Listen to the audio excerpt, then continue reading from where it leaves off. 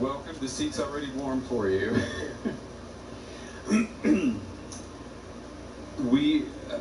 We're planning on talking today and tomorrow. And today we just kind of wanted to have a conversation and get your story. And is there anyone here who's not familiar with Mark's story? So everyone knows. Oh, there's some hands up here. Okay, there's some. Well, you're known as the man who's fascinated with robots, right? So just, for the people who don't know anything about you, tell us, what is your connection with robots? What are you looking for? Let's see, they just took away the slide clicker. Oh, the clipper? Yeah. Wer hat das denn mitgenommen? Hey, Carsten. Yeah, den Clipper hier für seinen Slide. Dankeschön. There you go. Well, I've been interested in robots for a long time. I think the earliest interest came from animals. So I have a little clip here. Could you put up the slides? Mark, you can see it, right? I think. There we you go. You can. Oh, there we go. There you go. I think it's really amazing what people and animals can do. These animals move in really complicated environments using their sensors and their bodies and their intelligence and their courage. This animal has its life in its hooves.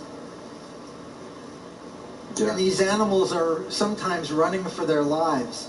Not only the gazelle, but the cheetah who's trying to get its next meal.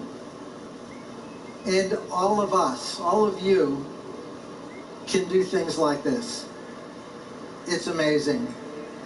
I assume you were out this morning getting ready, getting warmed up, climbing the buildings in Hanover. Is that what you did? Yeah, this morning I was watching the U.S. president shake hands with a North Korean dictator. Oh, I see. Yeah. That's too bad. But So we've been interested in building robots that can go into the kinds of environments that animals go in. And our whole approach is to build robots that are dynamic and that can sense their environment and react to disturbances. There's a big dog slipping on ice.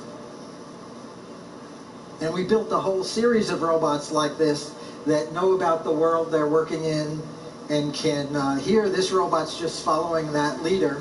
Yeah. Without anybody driving. And it uses coordination of its body and its legs. And this robot's going where wheeled robots can't go. So the rough terrain ability is really remarkable. And that's the fastest legged robot. That's fascinating. So that's sort of been our story for a while, and we've been working on solving the technical problems and making robots that can do the things that people and animals do. Mobility, dexterity using their hands, and the ability to perceive the world around them. Look out here, you can see every one of these 200 or 300 people, and it's sort of effortless, yet that's really a challenge for machines. Is that where, I was asking the gentleman before you about artificial intelligence, is that also what allows robots to behave this way? Yes, AI is a broad field, and some of artificial intelligence is perceiving the world, but it's also making plans for how to do tasks in the world. But it's also controlling and sensing our bodies. Sometimes I say we're more focused on building athlete-type intelligence. Athletes are really good at moving their bodies and understanding the world just around them. Whereas companies like Google or IBM are concentrating on scholarly type intelligence, high-level concepts and learning. Mm-hmm. And I think those two parts can fit together, and we're focused on the athletic parts. Do you remember when you decided to become a robot engineer? I've been building Today's video is once again sponsored by Root Car Insurance. They're a car insurance company doing it way better. Yeah, they're awesome. Their big thing is their app. You download their app, and then it tracks your driving style over the next couple of weeks. And it'll give you a profile, and based off of that, they'll be able to give you a better rate because they'll actually know whether or not you're a good driver. So be insured with other people that are good drivers so you don't have to make up for the bad ones. And guess what? Building things. All right, my bad. Let me start ever this back since I from was the a kid. beginning. Because I did want to hear what this what this dude has to say about the future of robotics. This is, I guess, one of the lead robotic engineers from Boston Dynamics. If you don't know who Boston Dynamics are, look up. There's two good things you can look up. Look up robot does backflip. That's Boston Dynamics. And then you can look up Spot Mini. Just like a spot, like a circle, a dot, a spot. Spot Mini. That's Boston Dynamics. They got some crazy shit, yo.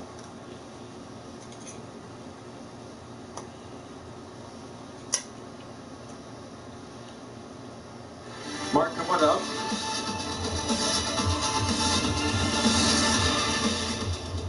Welcome. The seat's already warm for you.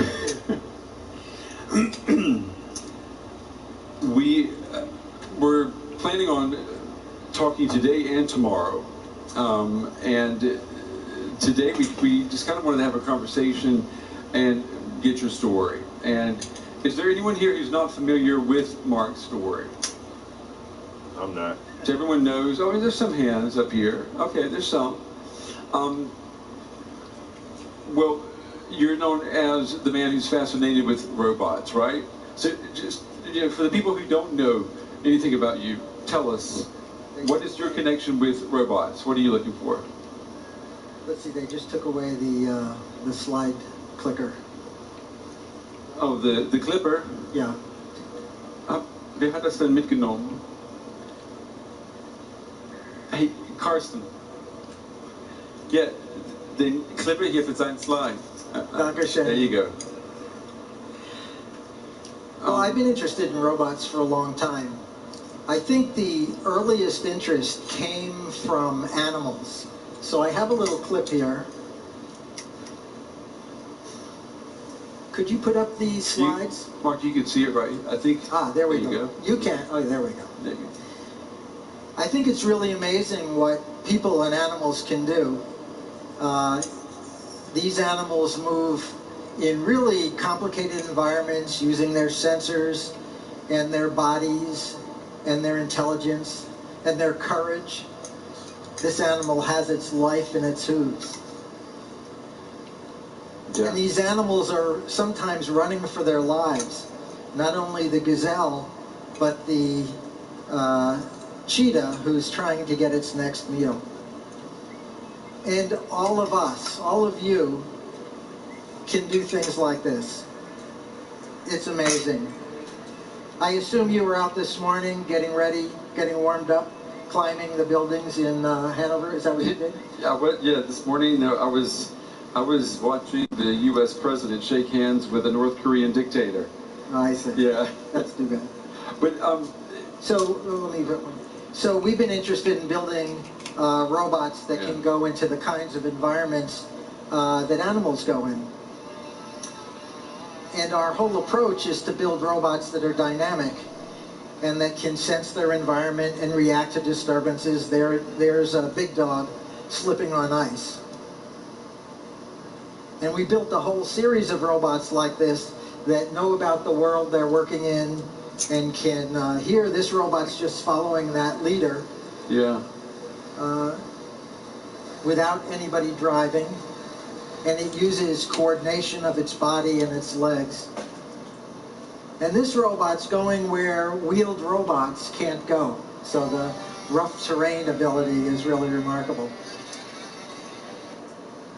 And that's the fastest legged robot. That's fascinating. He's fascinated with I've been interested in what people and their body. These animals are out this morning getting. shake hands with a North Korean dictator. Oh, I see. Yeah. That's too bad. But So we've been interested in building robots that can go into the kinds of environments that animals go in. And our whole approach is to build robots that are dynamic and that can sense their environment and react to disturbances. There's a big dog slipping on ice. And we built a whole series of robots like this that know about the world they're working in and can hear this robot's just following that leader. yeah. Without anybody driving. And it uses coordination of its body and its legs. And this robot's going where wheeled robots can't go. So the rough terrain ability is really remarkable. And that's the fastest legged robot. That's fascinating. Every time I see these shits, I just think, what would happen if you put a gun on that shit? That's all they're gonna do, man. the future army, the future military, that shit is gonna be a bunch of these motherfuckers running up on some goddamn compound somewhere that supposedly has terrorists or whatever. That should have cameras and night vision sensors and fucking all kind of artillery on that shit. Got somebody in a command base somewhere speaking through a motherfucking microphone. Drop your weapons now, we're gonna shoot. Or don't get that shit some real AI. The feature where it makes autonomous decisions.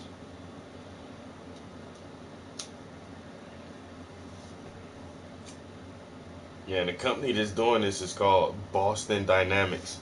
And now they've refined some of their stuff, yo. Like I'm saying, these things they're showing you are old prototypes. And the stuff that, even the current stuff that you can find from Boston Dynamics, it's probably old as shit, yo. You know what I'm saying? Even, you know, if it's 2 years, if the footage is 2 years old, imagine what they've accomplished in the past 2 years. And, you know. So yeah, they got fucking a bipedal robot that can literally land a backflip. It's like a humanoid bipedal walking upright robot. And they got this other shit called Spot Mini. It looks like Big Dog, and I guess that's why they call it, you know, like Spot. Some people name their dogs Spot or whatever. But the Spot Mini is just like more compact, more streamlined, lighter, sleeker looking, and it has an arm attachment to it. This motherfucker can open doors and shit by itself. And we're seeing like stage 1 of what is it from Fallout, the Fallout series, the Mr. Gusty. You're gonna have one of those motherfuckers just going around your home and shit. People are already putting robots with the Roomba, the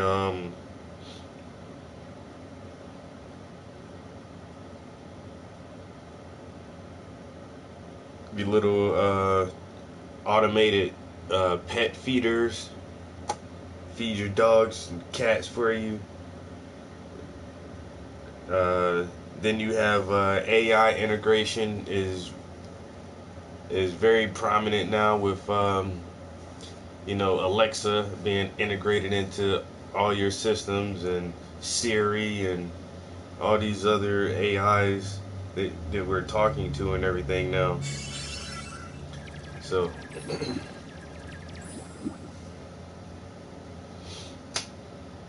that's why I be just trying to keep up with the fucking what's really going on in the tech industry, because technology changes our world.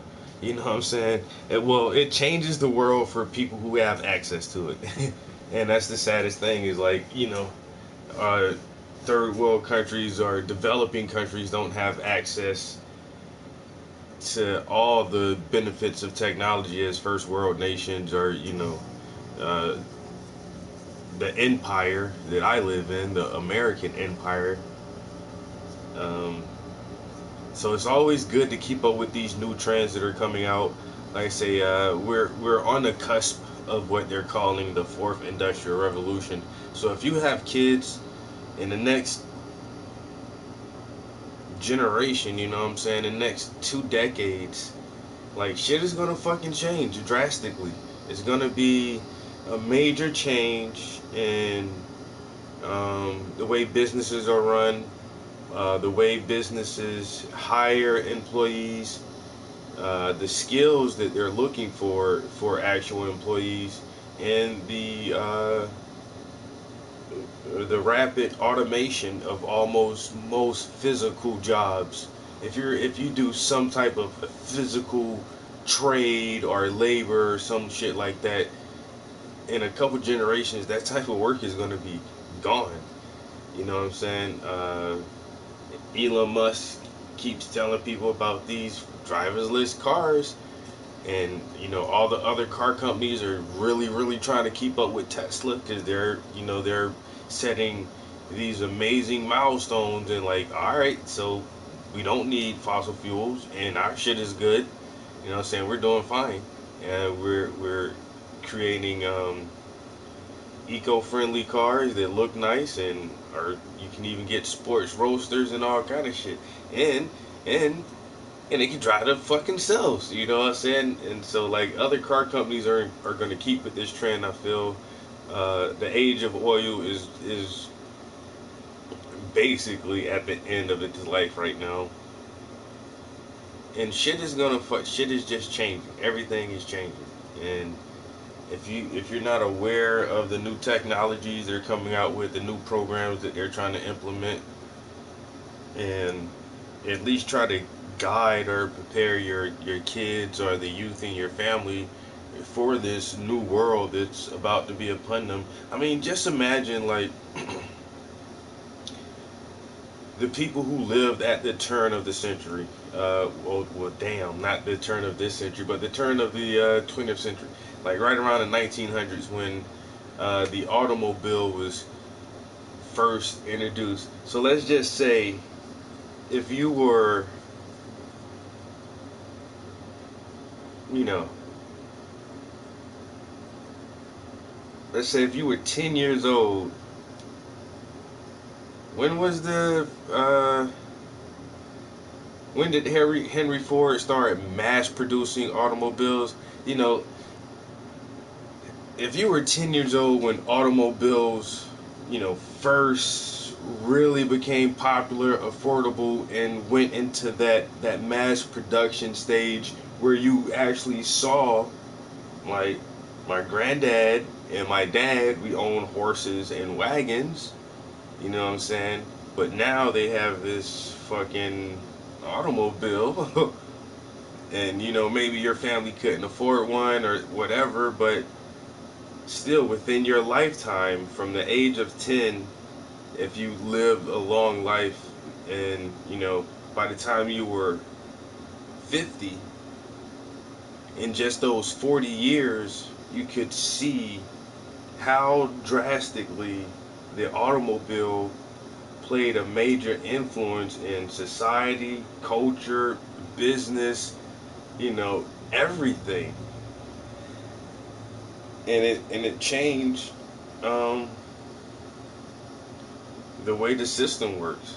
And it's the same thing that's coming up now with these with more robotic automations and AI and all these especially with this fucking gene editing shit. Are you guys into this shit? This new shit called CRISPR, and they're making it where like genetic modification is so easy for them now. It's weird as fuck, dude. But people aren't keeping up with a lot of this shit. This robotic shit, man. Boston Dynamics. Let me get back into this. So that's sort of been our story for a while, and we've been working on solving the technical problems and making robots that can do the things that people and animals do. Mobility, dexterity using their hands, and the ability to perceive the world around them. Look out here, you can see every one of these 200 or 300 people, and it's sort of effortless. Yet that's really a challenge for machines. Is that where, you know, I was asking the gentleman before you about artificial intelligence? Is that also what allows robots to behave this way? Yes, AI is a broad field, and some of artificial intelligence is perceiving the world, but it's also making plans for how to do tasks in the world. But it's also controlling and sensing our bodies. Sometimes I say we're more focused on building athlete-type intelligence. You know, athletes are really good at moving their bodies and understanding the world just around them. Whereas companies like Google or IBM are concentrating on scholarly type intelligence, high-level concepts and learning. This dude just said athletes can't be scholarly. So all you basketball players and all you football players, That's all you are. You're just machines who are aware of your immediate environment around you, and you're not scholarly. But wait a minute, did he just make a broad distinction between Boston Dynamics and Google when Google actually bought this company a couple years ago? Like, you are Google, Boston Dynamics. Don't try to confuse people. Are constant type intelligence in the world, but it's also controlling and sensing our bodies. Sometimes I say we're more focused on building athlete type intelligence. You know, athletes are really good at moving their bodies, at understanding the world just around them. Whereas companies like Google or IBM are concentrating on scholarly type intelligence, high level concepts and learning. Mm-hmm. And I think those two parts can fit together, and we're focused on the athletic parts. Do you remember when you decided to become a robot engineer? You know, I've been building things for a long time, ever since I was a kid. But I think Boston Dynamics is really a team play. It's not me. I'm not the idea guy behind everything we do. We have people who have been building things since they were kids. Race cars, computers. We have someone who's an electrical engineer, but also has a degree in fashion. And all those people working together is really what makes... You can probably see somewhat of a distinction in where I've actually applied a third layer of paint. So it's basically her... What this would be the right side of her face here, around the brow, the forehead, around the eye, the cheek, and the jawline. So this area here has 3 layers of paint. I have to apply some paint to the ear, and then I'll start with the bridge of the nose and lighten up this area around the left side of her face, the chin, and then work on the lips a little bit. But you can see the tonal difference in the shadows around the eye, how much darker this still is on this side compared to how I've lightened up this side so far.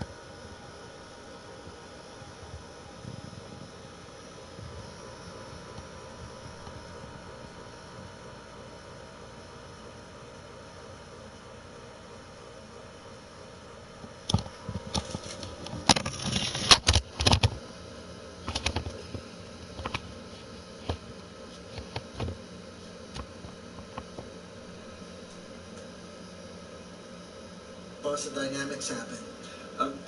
Can you tell us a little bit about the early days of Boston Dynamics?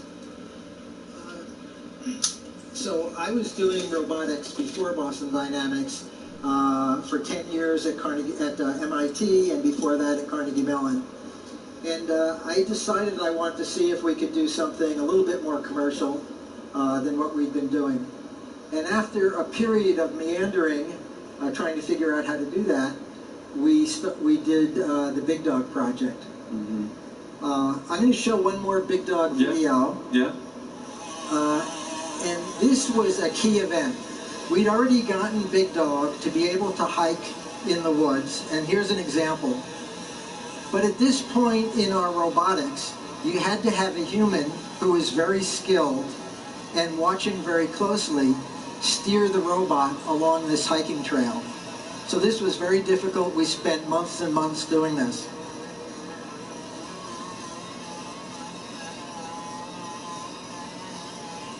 After this project, we decided that even though doing rough terrain was exciting, that there was still a lot more to be done if we were to make robots that could go in buildings and houses.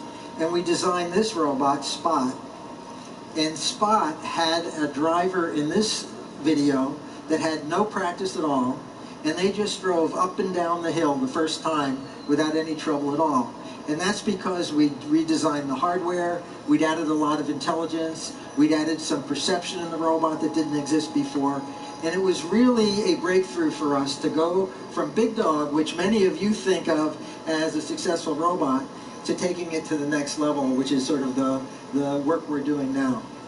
So we're really excited about Spot, and now there's a couple of robots that follow Spot, Spot Mini, Humanoid Atlas, and some others that are using what we learned on this project to take things forward. And would you say, was this one of the biggest breakthroughs in your professional career as a robot engineer?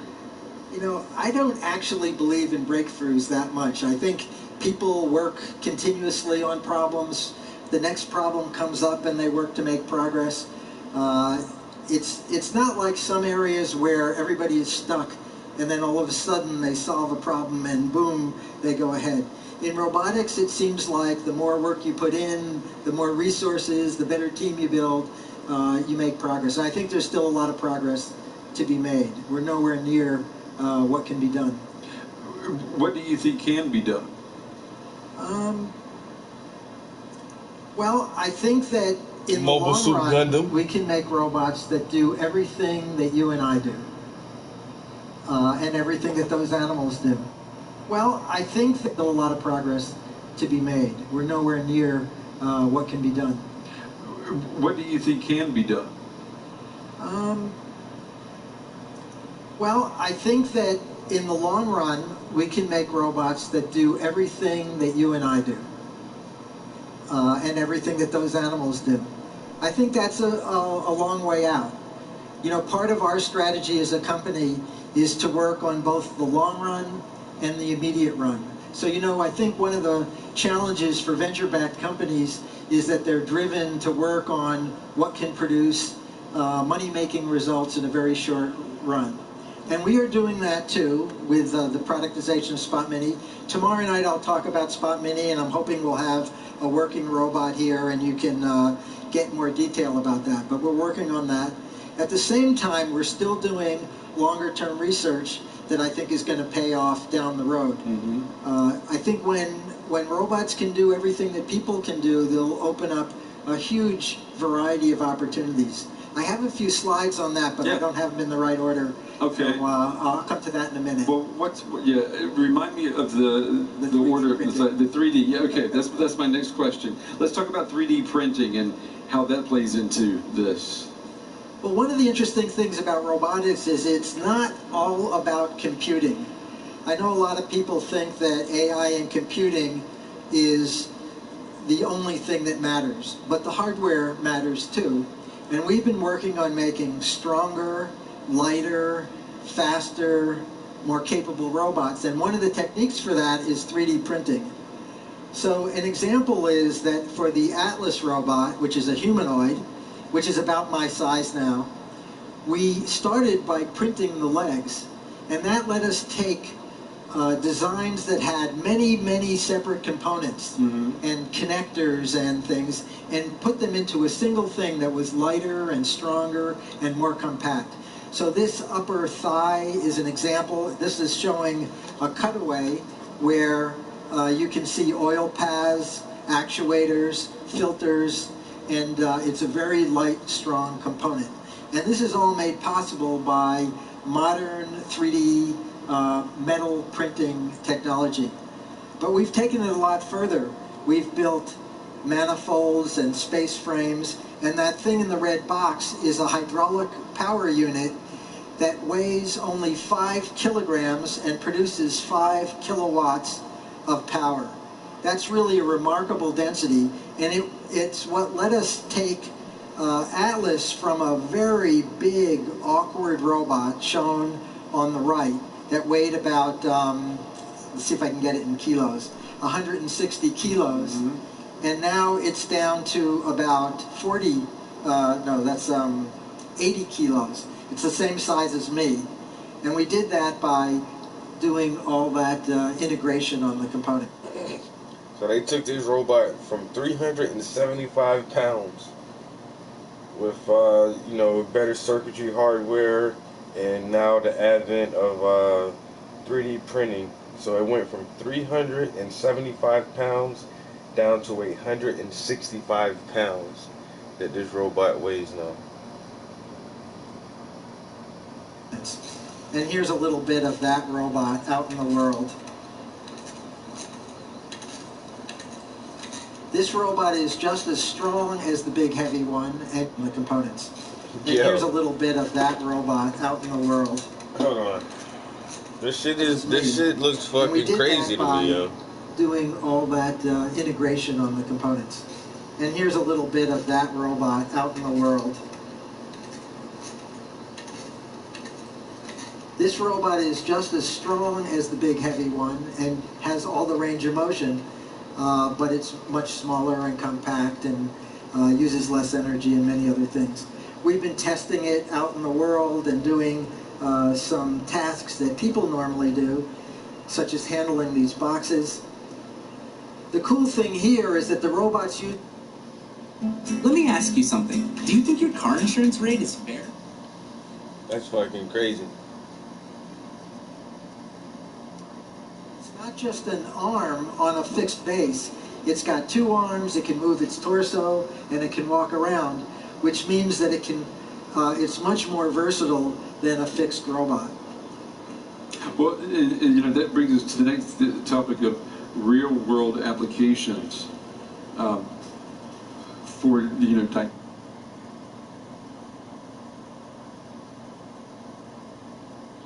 See, that's the thing. Robots don't get tired.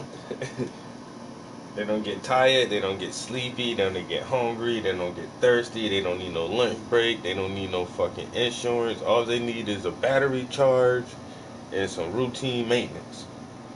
Make sure their hydraulic fluid is filled up. Make sure their circuits ain't getting dusty. And then all you need is, one experienced tech guy to handle the service of the robots. Then after that, everything is automated.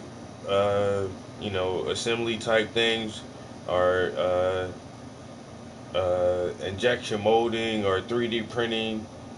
You know what I'm saying? Where it's gonna be fucking push a button, and all you need is the raw materials. As long as you got raw materials, the machines are gonna put the shit together for you. And for things that that need a little bit more range of motion or movement or some shit like that, you got a robot. You got a fully humanoid robot to do that shit. And then you just load that shit onto a self-driving Tesla 18-wheeler, and that shit just drive itself to its destination, dock itself at whatever docking port, and then a robot's there, pull that shit in and out. And that's it, man. Shit is crazy. And now you got restaurants kind of like sandwich shops where you just build your sandwich on the screen.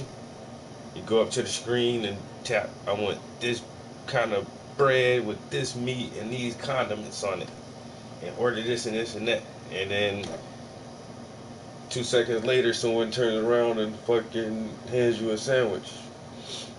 So you're losing that cashier in the expediter. All you really have is a sandwich maker now. And I can imagine the dude just said it. Like, robots will be able to do anything we can do. And once a robot can make a sandwich for you, once they can get that bitch the goddamn put some meat on the bread and wrap that damn sandwich up, then you don't need that no more. Then you go straight to the screen. They're gonna be like the Jetsons. You remember the Jetsons? They motherfucking same shit. Hit on the screen, poof, there's your food. You know what I'm saying? I say this shit is coming, man. The next 50 years, the next 100 years is gonna be the same difference as from goddamn 1800 to 1900. It's gonna be a dramatic difference, yo. Dynamic robots. I mean, what do you see them doing, you know, other than lifting boxes? Let me just let this finish.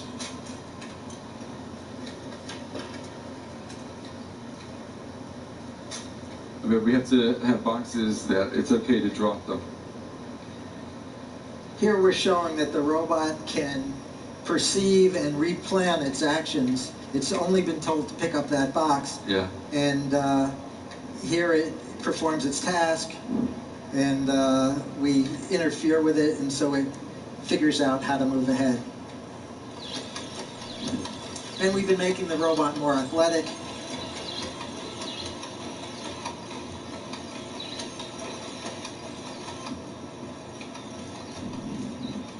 I've never seen this shit, yo. I've never seen this bitch run. Yo, what the fuck, son?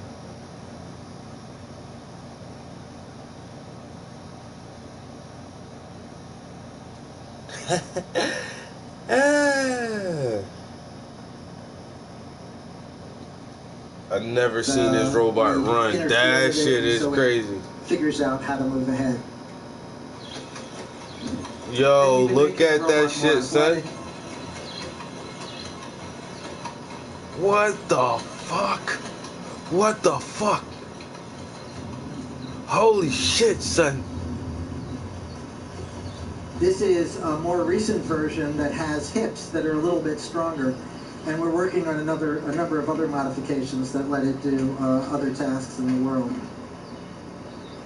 This might be a place where we're starting to get ahead of people, or at least ahead of some people.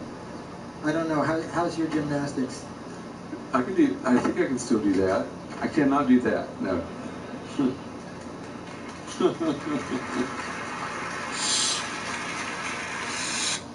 The company name is Boston Dynamics, and this guy right here is the head robotic engineer, and he's obviously a white American.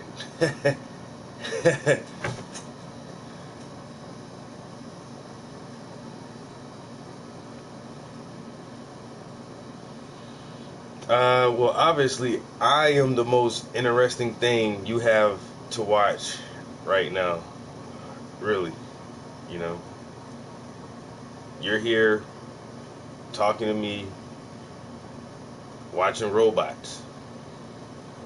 So, clearly you don't find porn more interesting. Because you would be watching porn right now. But nope. You got some black dude with dreads sitting here painting a beautiful painting of a young lady with a magnificent afro, talking about technology. So clearly you don't even know what you're into, or you're just having one of those weird mornings. You know, is this a weird morning for you, bro? Because like it's early and you're trying to troll and it's coming off so weak. Like you're obviously like a teenager. You're obviously like 14 or something, you know. It's all good though. It's all good. I might have to share this video because this goddamn robot was running. I gotta see that shit one more time, yo. I'm not even lying. This robot was running not on a straight flat treadmill or inside of like some kind of basketball court or something that's really fucking level. This motherfucker was running outside in the grass.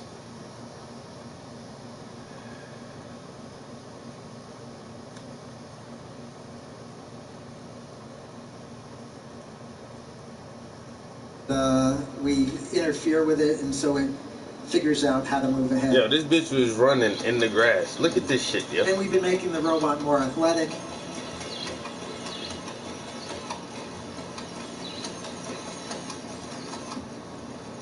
That shit is so uneven. Look at the terrain, and it's still kind of like jogging.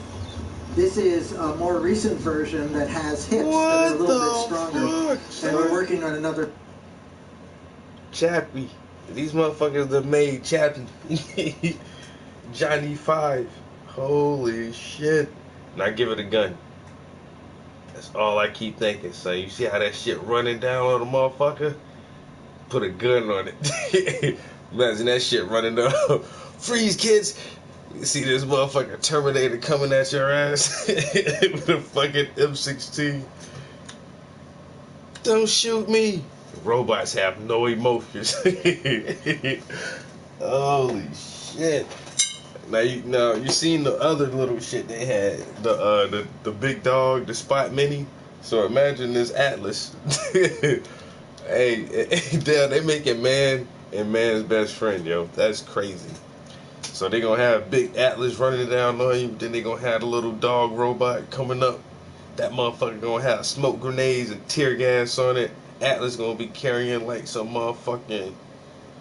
Barrett fucking 50 cal whamming on motherfuckers running across the goddamn field. That shit look ridiculous. There are a number of other modifications that let it do other tasks in the world. This might be a place where we're starting to get ahead of people, or at least ahead of some people. I don't know, how's your gymnastics? I think I can still do that. I cannot do that, no.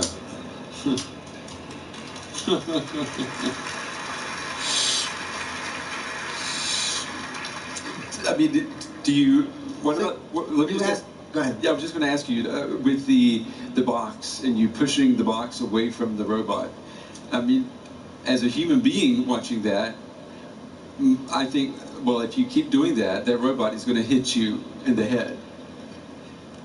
Well, the nice things about robots are that they only have as many feelings as you give them. And that robot doesn't get angry or in...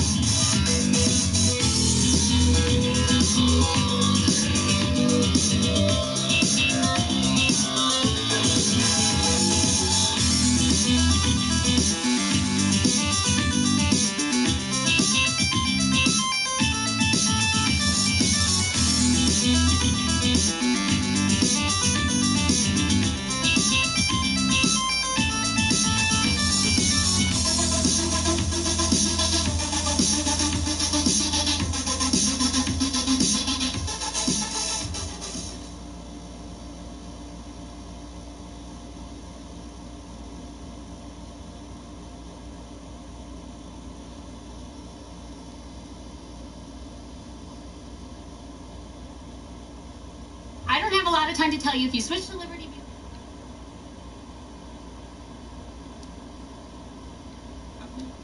As a human being watching that, I think, well, if you keep doing that, that robot is going to hit you in the head. Well, the nice things about robots are that they only have as many feelings as you give them. And that robot doesn't get angry or impatient, or it's really just doing its job. And you know, we're like proud parents. When we push the box, all we're trying to do is show the skill of the robot. We don't have any anger at the robot.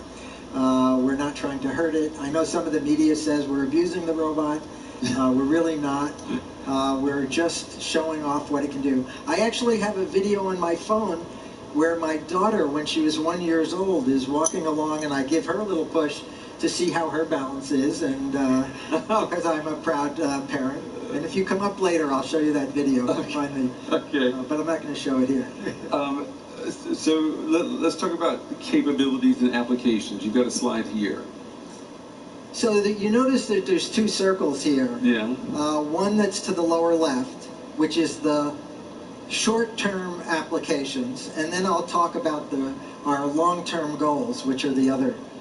So I think right now, existing robots can be used for entertainment.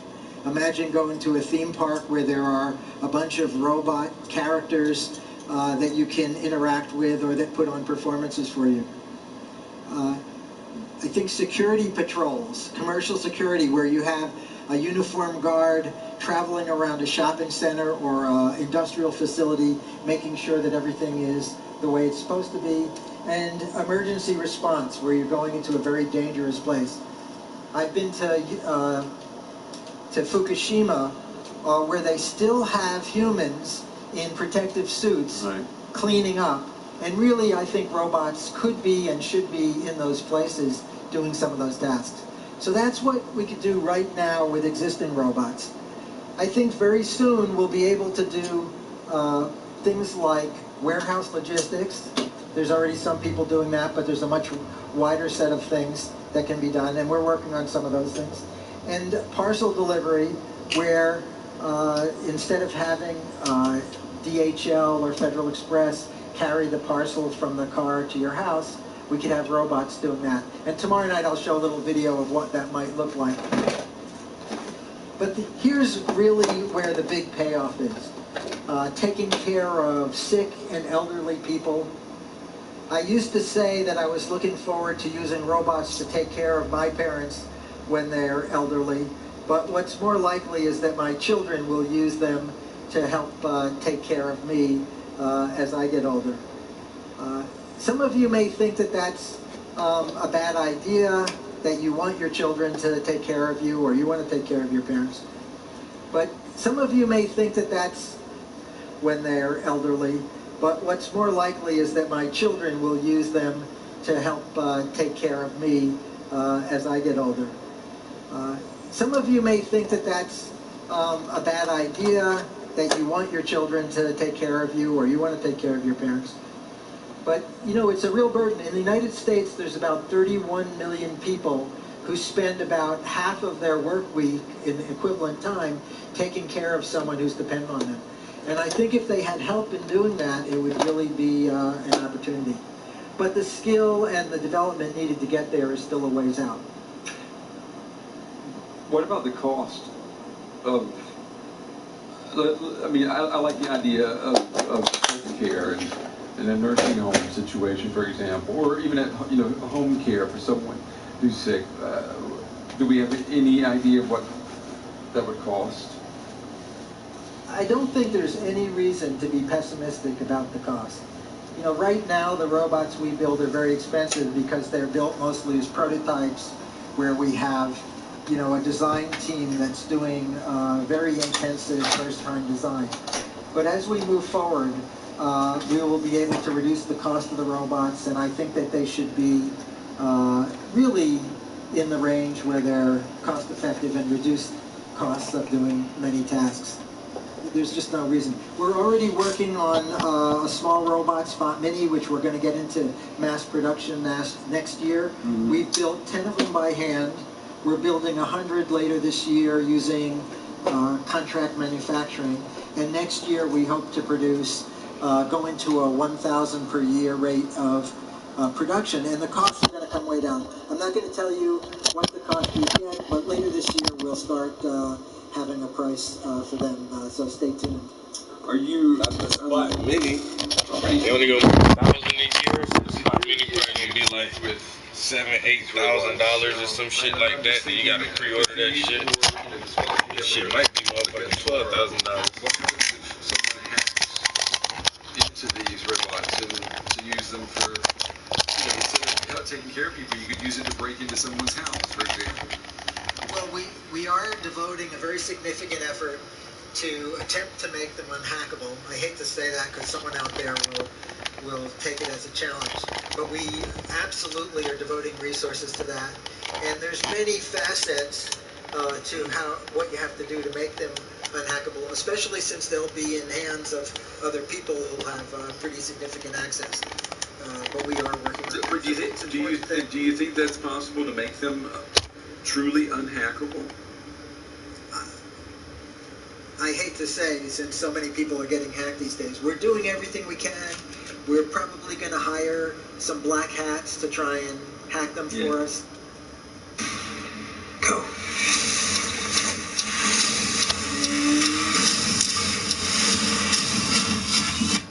I don't know what else we can do but try to do that.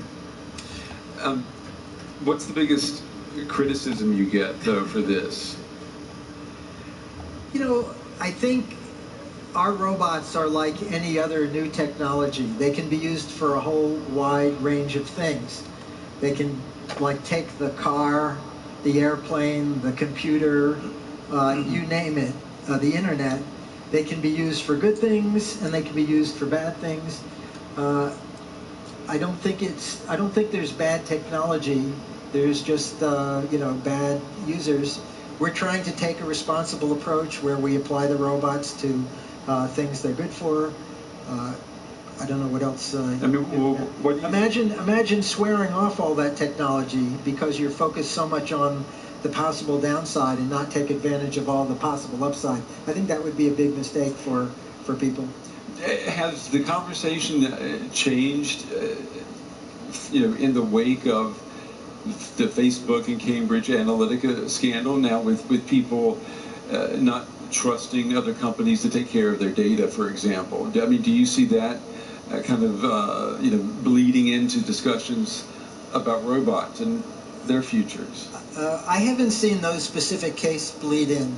You know, the media for a long time, I'm blaming this on the media, but the media for a long time, when they write about us, although many times they sound like they're interested, enthusiastic, often call the robots terrifying or say that we're being abusive. My favorite headline is the Washington Examiner had a headline that said, "The greatest threat to the United States is no longer North Korea, it's the robotics company Boston Dynamics." And you know, that's an extreme case, but I think that there's people out there, or there's lots written like that, and I've been more focused on that than the Facebook type thing. And I think that the opportunity for robots is really much greater than the risks. And maybe it's because of what we've just seen from Hollywood. I mean, can you name? I mean, let me just ask the audience. Can you name a character or a film character in a Hollywood film that's a robot that has been a good robot? Chappie. Who? Wally. Wally. Okay. R2-D2. 50 years ago, there were some. There were some, right? Bobby the Robot, yeah. And in Japan, you know, Japan, I think, has a more rosy public attitude towards robots, and the media has lots of depictions that are positive. Do you think the whole Terminator? You know, I hear that all the time from people saying that the robots are going to turn against us. I mean, do you think that influences how people see your work? I think that idea sometimes influences what people see, but I think it has very little connection to the technology we're developing and others are developing. Very little thing. I think it's in people's minds to perceive it that way, but if you look at the capabilities, for instance, we and other robot companies are working very hard to make robots that are good for anything at all, yet the public is worried about them doing everything that could possibly be done. And I'm not saying that someday we won't get there, but I think we will have time for our ideas and our tools to evolve to catch up with that. It's not gonna be tomorrow. All of a sudden, robots are everywhere. If we were to have in the distant future a time when the robots were to become evil, do you think it would be because they themselves had learned evil behavior, or would it be that their human owners or creators would have programmed them to be that way? I mean, there's a difference, right?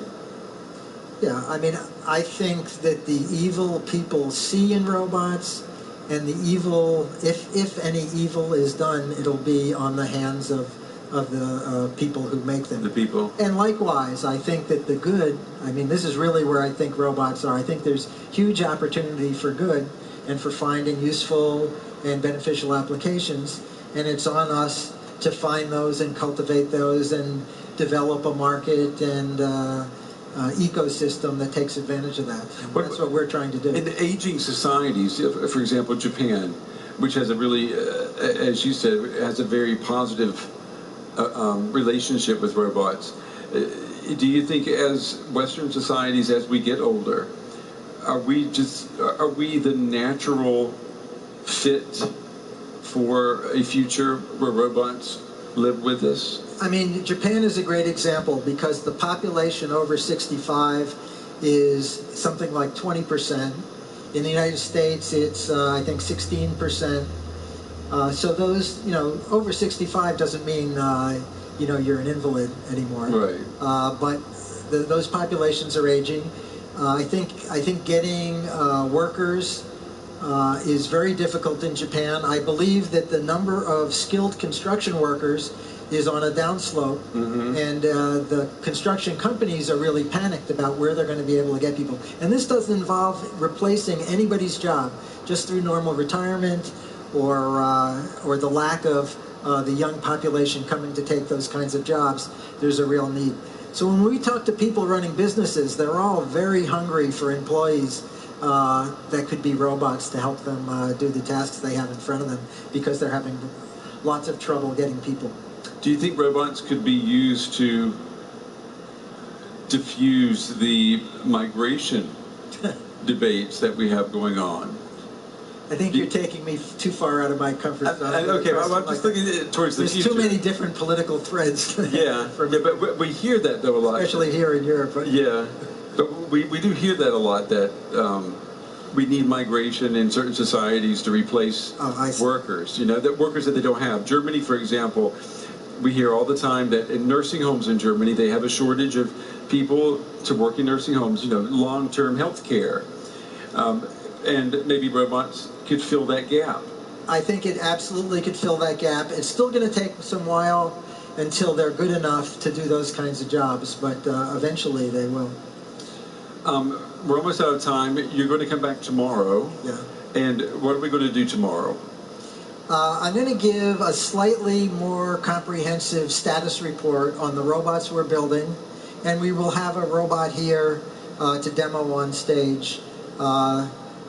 So we'll do that. And do we know what time? Let me share one more thing. And do we know what time that's going to be tomorrow? I think I was told it's 7 o'clock.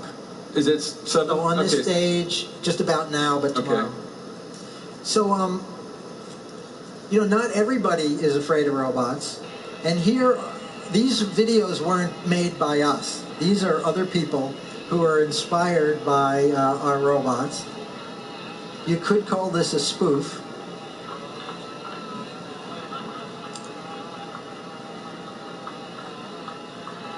So does everybody recognize that that's not Big Dog there? Yeah. And the amazing thing is that people all over the world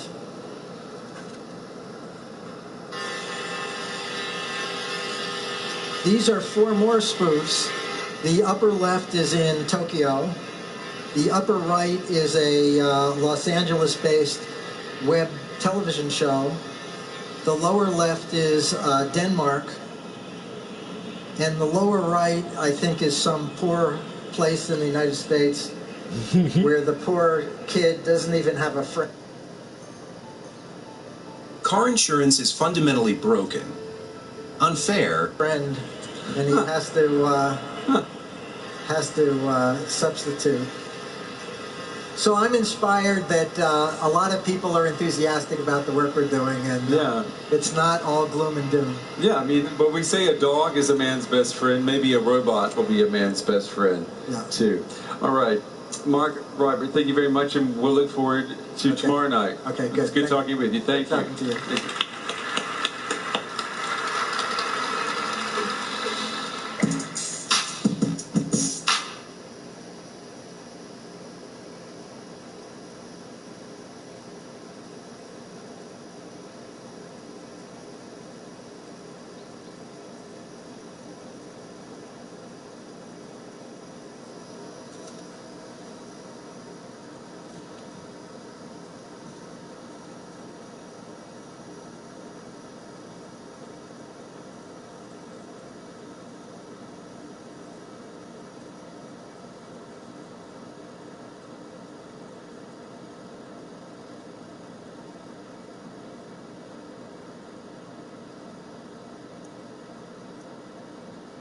think is a consequence of all the change.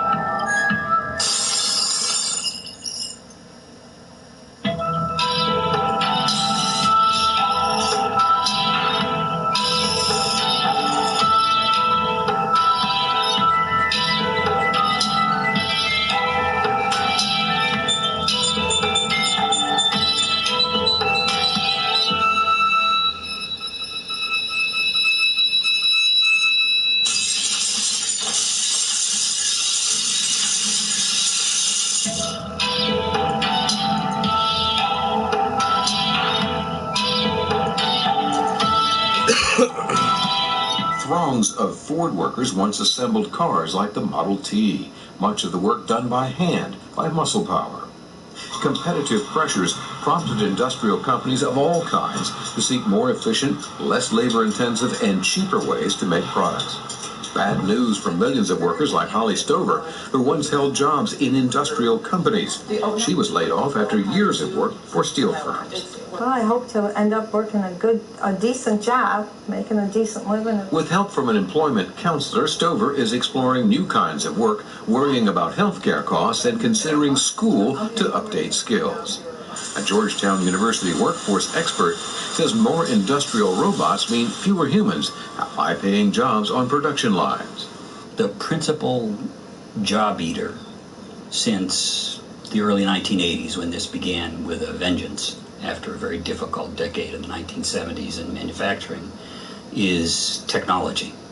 Probably 75% of the job loss is technology-based, just to say robots, machines in general, are substituting for people. But a top Labor Department official says the changing economy brings new opportunities for workers if they have relevant skills. Many employers complain they can't find enough people who can do things like run advanced machine tools or program computers. We've also in this country had a remarkable transition to a service economy. And really wonderful high-paying jobs in IT, for instance. Those are industries that didn't exist 20 or 30 years ago. Meantime, the head of the Southeast Michigan Community Alliance says employers are trying to close the skills gap by seeking apprentices for high-paying jobs like electricians, plumbers, carpenters, millwrights, and pipefitters. I'm Naomi Kyle here with IGN News. Domino's Pizza has unveiled what they're calling the world's first commercial autonomous delivery vehicle to deliver pizza in Australia.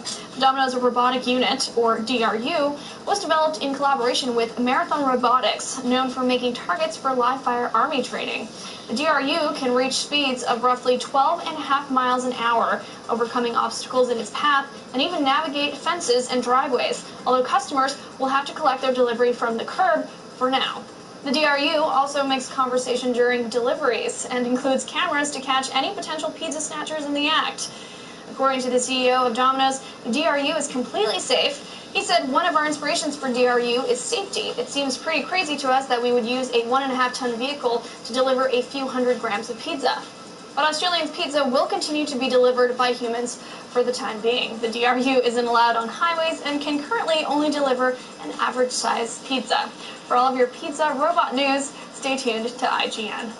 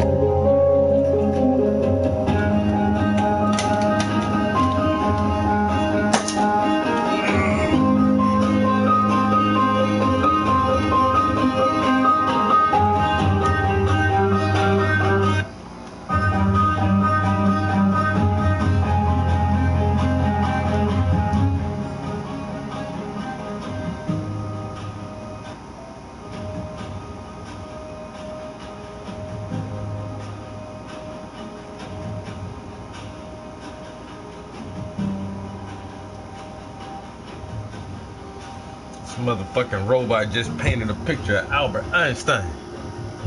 They about to make the artist obsolete. What the fuck? That shit crazy. God bless us. I'm Brian Hanlon. Back in the 4th century BC, Aristotle predicted that human labor would no longer be needed once machines became sufficiently advanced. As it turns out, Aristotle hit the nail on the head. In 1960, President Kennedy expressed concern about the future of automation. What happened to man when machines take their place? And then just last year, President Obama told Congress that robots can replace up to 50% of all American jobs in the next 14 years alone. 50% of all jobs. Whether you're talking about factory workers, or truck drivers, marketers, or accountants, people of virtually every education level are struggling to compete with the complex machines that can now do our jobs for less money and less time than we ever could. Amazon's the perfect example of where things are headed. Behind Amazon's convenience and quick deliveries is a fleet of robots working side by side with labor. Amazon's busy expanding its fleet of robots too and replacing more of its factory workers in coming years.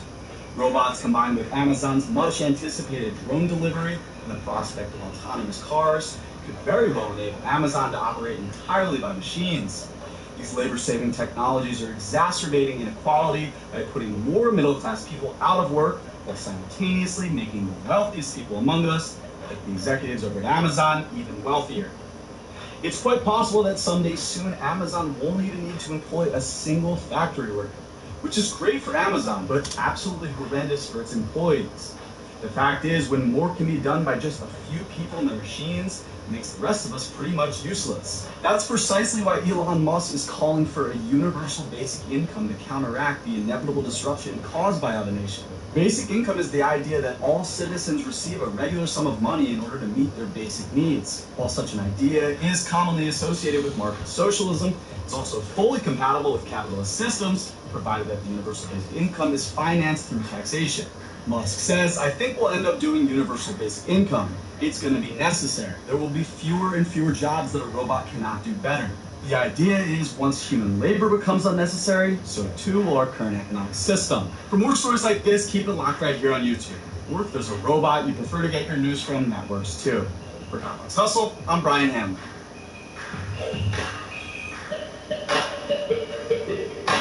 Innovations in our DNA, and delivering the best truck on the road today is something we're committed to always doing into the future.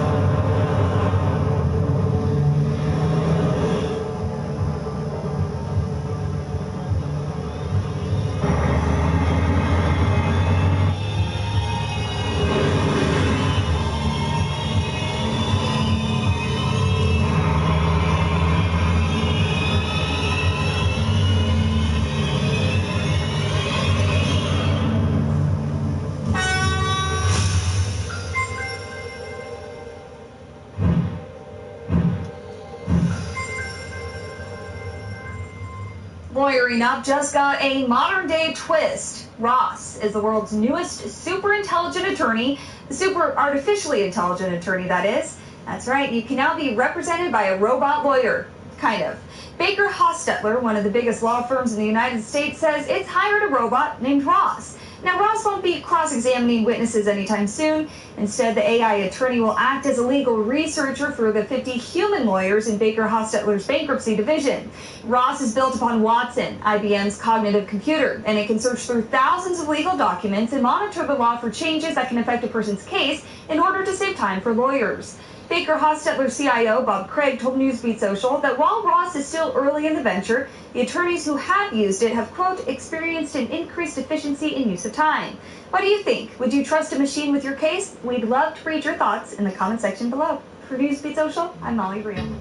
There's drones in the sky and there's drones on the road, but have you ever seen a drone of the water?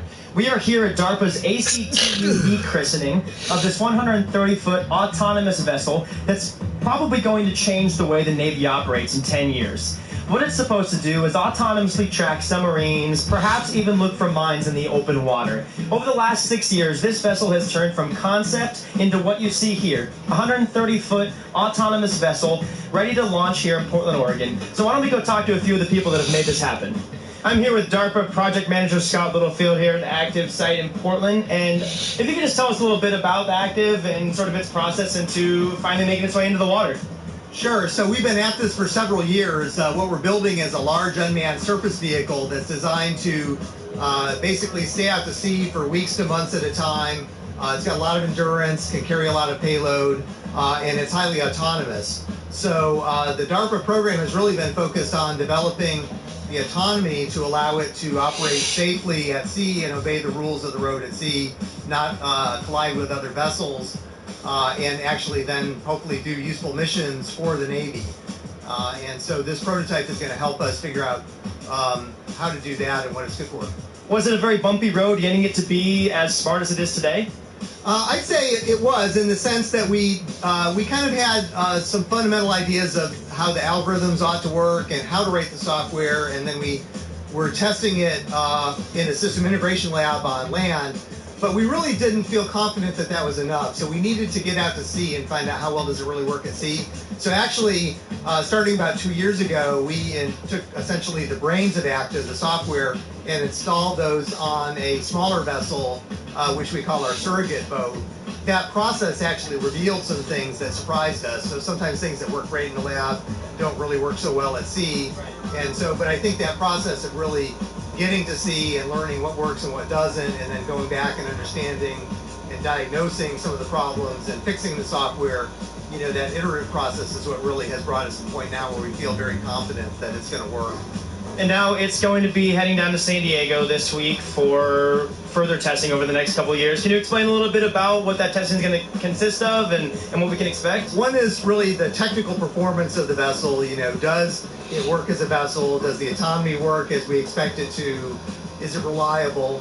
And then once we kind of get over some of those sort of basic threshold questions, we'll get into testing payloads and testing its interoperability with other manned systems. So we really, at some point before too long, want to let the Navy work with it and start doing some experimentation where Active is working cooperatively with manned vessels to try to perform, you know, real missions. I mean, still in a test phase, but really understand how would sailors effectively use a capability like this to make what they're doing safer and more effective going forward. What would you say then is the single biggest obstacle that it faces before the Navy can actually put it to use? So I think it's reliability. You know, when we talk about obstacle avoidance, you know, the fact that it didn't run into another ship once is not statistically significant, right? So, and just like, you know, Google has been testing their unmanned car for years and they've got, you know, millions of miles on the road and still a lot more testing to go, I think for us really getting to that very high degree of confidence that this is just as safe and reliable as a human-operated vessel is probably the biggest challenge. We should have a society that measures progress not just by economic metrics like GDP, but by how many of us have a role we find meaningful. We should explore ideas like universal basic income to make sure that everyone has a cushion to try new ideas.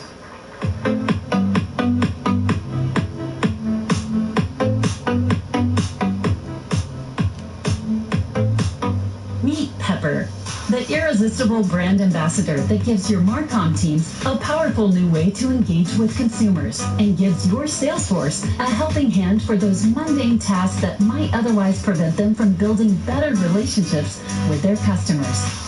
Pepper is designed to be conversant and interact with customers in a natural, engaging way. Created with a unique combination of emotional intelligence and an array of sophisticated hardware, Pepper responds to touch, can listen, and even knows how a customer is feeling, which is why some of the world's largest and most innovative brands in the retail space have chosen Pepper as their brand ambassador, sales associate, and all-around engagement specialist. Westfield, one of North America's leading shopping centers, partnered with SoftBank Robotics for the launch of Pepper's first retail experience in the U.S. The benefits to Westfield's customers were immediate. Pepper helps that interaction with the concierge team by providing wayfinding, entertaining, and engaging our customers. HMS Host is part of one of the world's largest providers of food and beverage services for U.S. airports. Pepper was chosen to be a host at their Pyramid Ale tap room within the Oakland International Airport, engaging with customers and offering food and drink suggestions.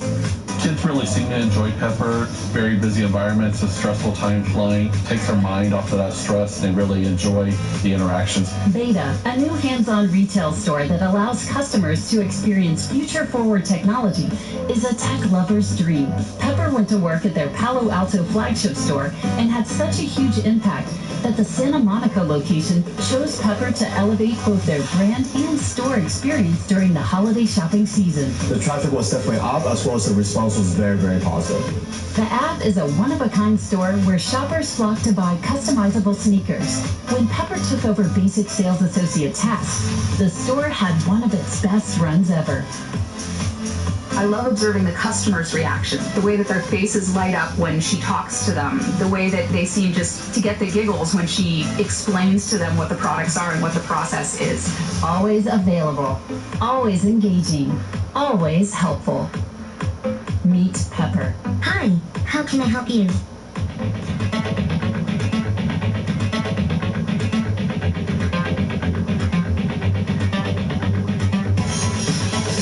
Imagine having a 5-star chef cooking all your meals for you every day of your life. This is the dream and the goal that Moley Robotics is trying to accomplish. They have created the first fully automated and intelligent robots that can learn recipes, cook all kinds of foods with remarkable precision, and then clean up after themselves. Moley Robotics built a working prototype of the Moley Kitchen. This futuristic-looking workstation is equipped with advanced robotic arms and hands that can grip kitchen utensils, measure liquids, crack eggs, you name it, they can do it. Master Chef winner Tim Anderson was hired on as Moley's development chef and helped the robotics team teach the robots how to cook by using motion capture gloves and wristbands, much like a video game. This means you can potentially record the movements of other famous chefs and have a meal prepared for you indirectly by, let's say, Chef Gordon Ramsay. You're in denial! Moley Robotics recently launched a crowdfunding campaign looking for investors and potential testers of the prototype kitchen to help them improve the robot's ability. Moley believes that they can do for cooking what smartphone devices have done for communications and what vacuum cleaners have done for cleaning, according to the product video. You can read more about the Moley Robotics Kitchen at cnet.com. Robot-operated flying factories, automated production lines, and green construction robots may all sound like science fiction, but in reality aren't that far-fetched. Project development and construction company Skanska UK has been awarded a £700,000 government grant to create the next generation of construction robots.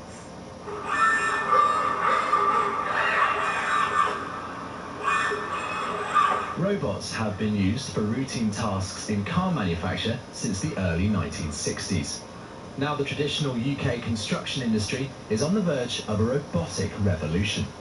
Cubot was recognised by the Chartered Institute of Building in its International Innovation and Research Awards.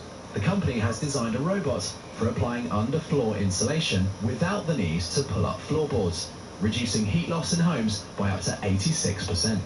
Skanska UK, the UK arm of the Swedish contractor Skanska, has just won a £700,000 government-sponsored grant to investigate the potential application of robots in off-site manufacture. Sam Stacey is Skanska UK's head of innovation. What we want to do is to work out how to bring robotic techniques into the construction industry to make what we do more efficient, to make it safer, to make it greener, and reduce where possible any jobs which are difficult or dangerous or tedious for humans to carry out. Skanska UK is drawing on the expertise of specialised robot manufacturers ABB Robotics. Its General Industries Sales Manager, Mike Wilson, says robots are capable of handling a multitude of tasks within the construction industry. We will start to see robots being used for welding things, for handling heavy objects, for assembling some of the modular operations or modular parts that they have, for cutting holes. So why has it taken so long? I think some of it's a mindset thing. The car industry has been using robots for a very long time, and they understand what they're about and how to make the best of them, whereas construction hasn't really been thinking about using automation in that way. They've had traditional methods in terms of how they produce buildings, and it's taking them time to adjust to new ways of doing things. And spearheading the new ways of doing things are flying factories, like this one set up by Skanska UK in Slough. And it's projected that with the use of robots, flying factories like these could be producing up to 5,000 units in the very near future. But change doesn't come without challenges. Sam Stacey again.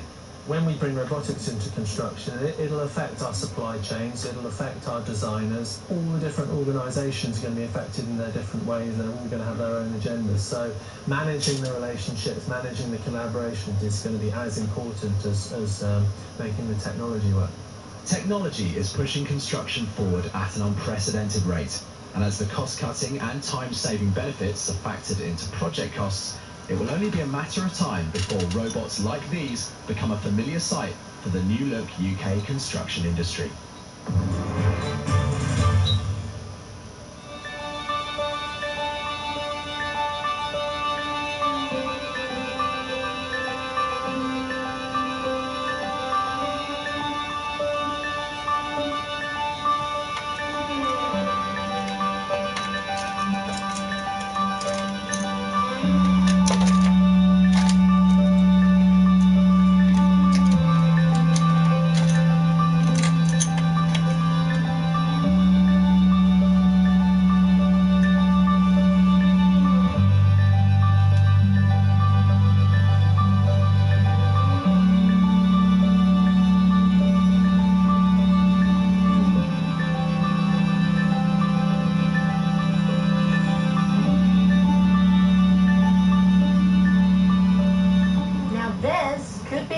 Of farming. Autonomous robots working together to spray a paddock. An Australian-based company invented the weed-killing robot machinery. And robots can communicate with each other to make sure not a single weed is missed. And more importantly, they are much lighter and more agile than traditional machinery. The invention has already attracted interest from universities and investors.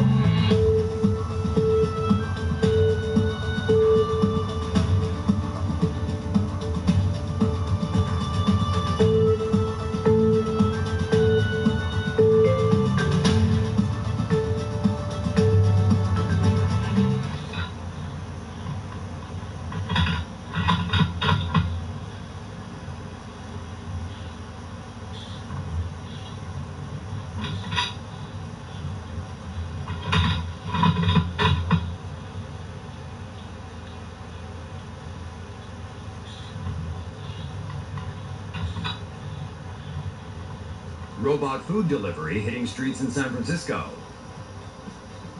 A startup company in partnership with Yelp's Eat24 is experimenting with robot deliveries in 2 districts of San Francisco. Delivery robots are equipped with LiDAR, ultrasonic sensors, and cameras. One device is as big as a mobility scooter and stands at about average waist height. Users can choose to use the robot delivery service while placing orders through an app. A PIN code will be given to the user to unlock the robot's cargo compartment. After delivery, the robot will automatically return to headquarters or another restaurant. The startup company says the robot can be used to deliver groceries, pharmaceutical products, and parcels in the future. And watch out, journalists. Your career may be in jeopardy. During the 2 sessions of China's Central China Debate Problems, a robot has attracted attention. It was no ordinary robot, but was working as a journalist for a local television broadcaster. It was capable of making conversation with interviewees, recording their comments, before sending the materials back to headquarters.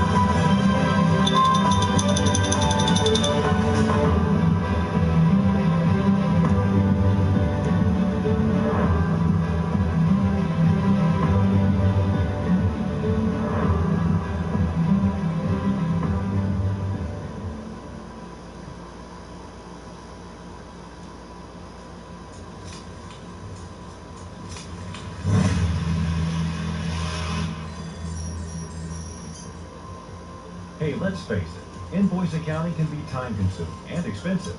Your accounting team has to go through every single accounts payable invoice and input each line item manually, one by one. Of course, doing it this way is slow and inefficient, not to mention prone to errors. On top of that, there's the added stress of trying to calculate the proper VAT amounts and then making sure they're put in the correct place on the ledger. Geez, there's got to be a better way. There is. With Sharon's accounting robot, invoice accounting just got a whole lot smarter and faster. Our accounting robot finally makes fully automated invoicing at the single line level possible. This means better quality accounting and lower cost accounting. Better quality since the accounting robot does the accounting for you on the invoice level, splitting line items correctly based on your specific rules and instructions. Or you can simply assign a trust level to the accounting robot and sit back while it does the work. And if it's not sure, it'll ask you before proceeding. Now that's smart. And lower cost because the accounting robot allows your team to process invoices faster than your manual entry. You only pay a small invoice fee when using the accounting robot, which gives you fast, detailed, and consistent line-level invoicing at a fraction.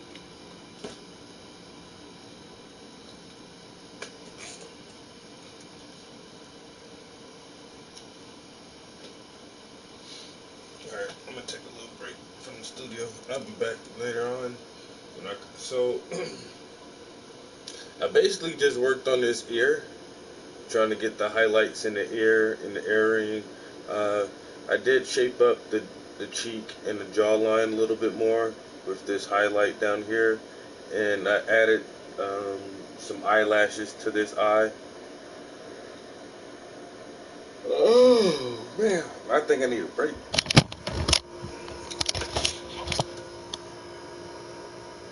Yeah, so now you can really see the detailed difference from the one side of her face to the other. How lighter it is around the eye with the lashes.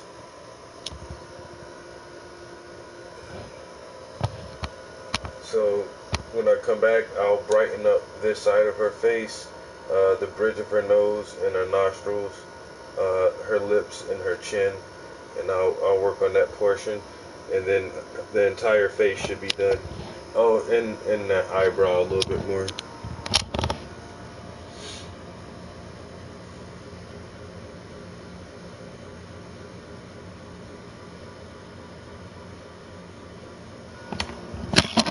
Yeah, but after that, maybe like another, probably about the same. Probably about the same amount of time, like an hour and a half, maybe 2 hours. I can have that side of the face looking nice, and then I'll just work my way down again and focus on the collar and get some more highlights in there, and then work on the shoulder piece that she's wearing. And I don't know. Well, actually, I should go ahead and yo, what the fuck? I feel so sleepy right now. Maybe my next move should be to put another layer on that background, just in case it overlaps anything. And there is a little detail I want to put to the edge of the afro, just like some small individual hairs coming off of it. But before I do that, I would have to have that background completely finished. So there's still a good bit left to do on this painting. It's a lot of detail. It is a pretty big canvas. So I appreciate everybody, you know, checking it out every couple days or whatever to see how much progress I've made on it. But I'm thinking, hell, what is it, Friday? Probably at least by the end of next week, I should have this thing done. I give it like another 3 or 4 days, maybe.